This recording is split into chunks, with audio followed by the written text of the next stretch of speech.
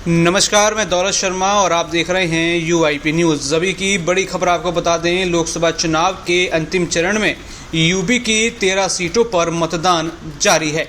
इस चरण में पीएम नरेंद्र मोदी, केंद्रीय मंत्री डॉक्टर महेंद्र पांडे, पंकज चौधरी और अनुप्रिया पटेल के अलावा अफजाल अंसारी समेत 144 प्रत्याशियों के भाग्य का फैसला होगा।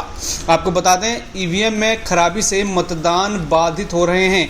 बांसगांव लोकसभा के बूथ संख्या नंबर 165 पर ईवीएम में खराबी आ गई है। इस वजह से मतदान प्रभावित हो गया है। बसपा प्रत्याशी डॉक्टर रामसमुझ इसी बूथ के मतदाता हैं और यहाँ पर सिक्किम राज्यपाल ने भी अपना मतदान किया है। सिक्किम राज्यपाल लक्ष्मण आचार्य ने रामनगर स्थित बूथ पर मतदान किया है।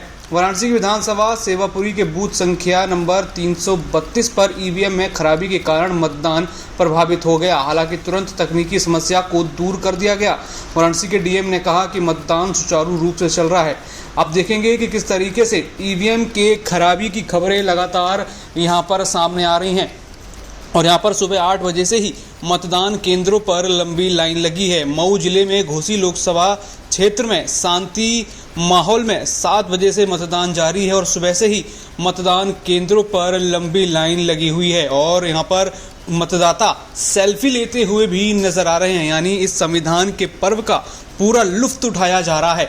ये खबर है वाराणसी में मतदान के बाद सेल्फी लेकर महापर्व पर इस पल को लोगों ने यादगार बना दिया है। यहाँ पर बुजुर्ग युवा सभी अपना वोट डालने के लिए निकल रहे हैं। वाराणसी के पिशाच मोचन स्थित बसंत पब्लिक स्कूल में बने बूथ पर मतदान को लेकर उत्साह देखा जा रहा है, जहां पर बुजुर्ग और युवा सभी वोट डालने के लिए उत्साहित हैं। इन वोटिंग के बीच बीजेपी सांसद रवि किशन का बड़ा बयान आया है। गोरखपुर लोकसभा क्षेत्र से भाजपा उम्मीदवार रवि किशन ने कहा कि मैंने विकसित भारत के लिए मतदान किया है, राम राज्य को बरकरार रखने के लिए वोट किया है, ये भारत कभी झुकेगा नहीं, उसके लिए वोट किया है। साथ ही गोरखपुर से भाजपा उम्मीदवार रवि किशन 7वें चरण के लिए वोट डालने के लिए गोरखपुर के एक मतदान केंद्र पहुंचे।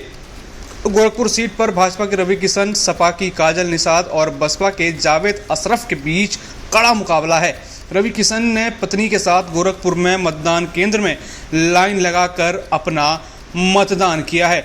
अजय राय भी यहां पर वोट डालने पहुंचे, लेकिन वोट डालने से पहले उन्होंने पूजा अर्चना करी। उत्तर प्रदेश कांग्रेस अध्यक्ष और वाराणसी सीट से उम्मीदवार अजय राय ने वोट डालने से पहले वाराणसी में श्री बड़ा गणेश मंदिर में पूजा अर्चना की। उन्होंने कहा कि हम काशी के लाल हैं, हम यहाँ पूजा करेंगे और आशीर्वाद लेकर निकलेंगे। ये जनता के लिए खड़े रहने का समय है। जनता के लिए जो भी हो सके वो करने की ज़रूरत है। उनका मुकाबला प्रधानमंत्री और भाजपा उम्मीदवार नरेंद्र मोदी और बसपा के अथर जमाल लारी से है। मतदान के बीच अरविंद राजभर ने भी अपनी पत्नी के साथ मतदान किया। बलिया की घोसी सीट लोकसभा से एसपी उम्मीदवार अरविंद राजभर ने 7वें चरण में बलिया के एक मतदान केंद्र पर पत्नी के साथ मतदान किया। वोट डालने के बाद घोसी लोकसभा सीट से उम्मीदवार अरविंद राजभर ने कहा कि यह लोकतंत्र का सबसे बड़ा त्यौहार है। मैंने देश और अपने घोसी निर्वाचन क्षेत्र के विकास और प्रगति के लिए अभी अपना वोट डाला है। इस बीच अनुप्रिया पटेल का भी बड़ा बयान सामने आया है। आपको बता दें, केंद्रीय मंत्री और मिर्जापुर लोकसभा सीट से अपना दल की उम्मीदवार अनुप्रिया पटेल ने वोट डालने के बाद कहा कि मुझे पूरा विश्वास है कि मिर्जापुर का आम निवासी एक बार फिर मुझे अपने बहुमूल्य वोट से आशीर्वाद देगा। 4 जून को दूध का दूध और पानी का पानी हो जाएगा। सुप्रिया पटेल आगे कहती हैं कि 4 जून का इंतजार कीजिए, सब साफ हो जाएगा। उन्होंने कहा, इंडिया गठबंधन ताश के पत्तों की तरह बिखर जाएगा और देश में तीसरी बार मजबूत सरकार बनेगी और मोदी जी के नेतृत्व में एनडीए सरकार हैट्रिक लगाएगी। जहां तक देश के विकास की बात है तो हमने 10 साल में देश को आगे बढ़ाने का काम किया। आज भारत की अर्थव्यवस्था दुनिया की 5वीं सबसे बड़ी अर्थव्यवस्था है, जिसे यूपीए सरकार के दौरान कमज़ोर 5 में गिना जाता था। आज देश में बड़े पैमाने पर बुनियादी ढांचे का विकास हुआ है। अपना दल सोनेलाल मिर्जापुर और सोनभद्र दोनों सीट पर जीत हासिल करेगा। समाजवादी पार्टी ने मिर्जापुर लोकसभा सीट से रमेश बिंद को मैदान में उतारा है। आपको बताते चलें, आज 7वें चरण के लिए 8 राज्यों की 57 सीटों पर मतदान हो रहे हैं और यहां मतदाता अपने मताधिकार का प्रयोग कर रहे हैं। आरजेडी प्रमुख लालू प्रसाद यादव और बिहार की पूर्व सीएम राबड़ी देवी और सारण लोकसभा क्षेत्र से आरजेडी उम्मीदवार रोहिणी आचार्य ने पटना में अपना मतदान डाला। भाजपा नेता और अभिनेता मिथुन चक्रवर्ती ने भी वोट डाला। उन्होंने कहा, मैं आज ऐसी कोई बात नहीं कहूँगा जिससे लोगों को लगे कि मैं दूसरी ओर प्रभावित कर रहा हूं। वोट देना मेरा फर्ज था। मैंने 40 मिनट तक लाइन में खड़े होकर वोट दिया। मेरा राजनीतिक कर्तव्य मैंने पूर्ण किया है। आपको बता दें, पूर्व भारतीय क्रिकेटर और आप नेता हरभजन सिंह ने जालंधर के एक मतदान केंद्र पर मतदान किया। यहां पर हरभजन सिंह ने कहा कि मैं उम्मीद करता हूं कि ज़्यादा से ज़्यादा लोग आएँ, मतदान करें। मैं चाहता हूं जालंधर में सबसे ज़्यादा पोलिंग हो। हर जगह पोलिंग होनी चाहिए क्योंकि ये हमारे पास मौका है। हम ऐसी सरकार चुनें जो जनता के प्रति काम करे। इस बीच प्रधानमंत्री नरेंद्र मोदी ने ट्वीट कर सभी से मतदान करने की अपील की है। उन्होंने अपनी पोस्ट में लिखा कि आज 2024 के लोकसभा चुनाव का अंतिम चरण है।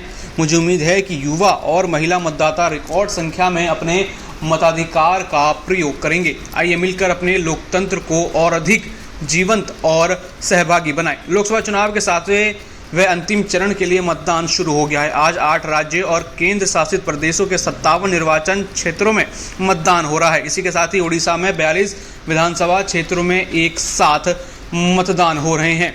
पश्चिम बंगाल में बसीरहाट लोकसभा सीट से भाजपा उम्मीदवार रेखा पात्रा ने कहा, हम 2011 से मतदान नहीं कर पाए हैं, लेकिन आज हमें पूरा विश्वास के साथ कह रहे हैं कि हम मतदान कर पाएंगे। हमारे साथ भगवान है। संदेश खाली के लोग एक साथ हैं।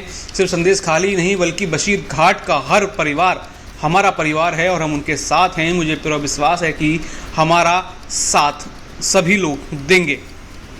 दूसरी तरफ हिमाचल प्रदेश में भाजपा के राष्ट्रीय अध्यक्ष जेपी नड्डा ने अपनी पत्नी मल्लिका नड्डा के साथ 7वें चरण में मतदान करने से पहले बिलासपुर में अपने आवास के पास एक मंदिर में पूजा अर्चना करी।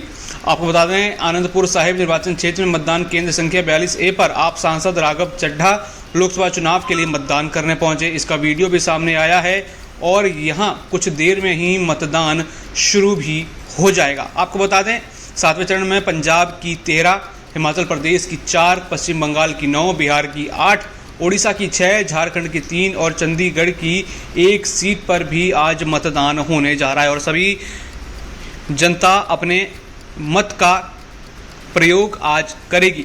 आज 7वां और आखिरी चरण है और 7 चरण में यहाँ पर चुनाव होने थे और 4 जून को इस पूरे चरणों की वोटिंग का रिजल्ट आएगा और 4 जून को पता चलेगी कि आखिर अब की बार किसकी सरकार होगी। बाकी और भी ऐसी जानकारी जानने के लिए देखते रहिए UIP न्यूज़। धन्यवाद।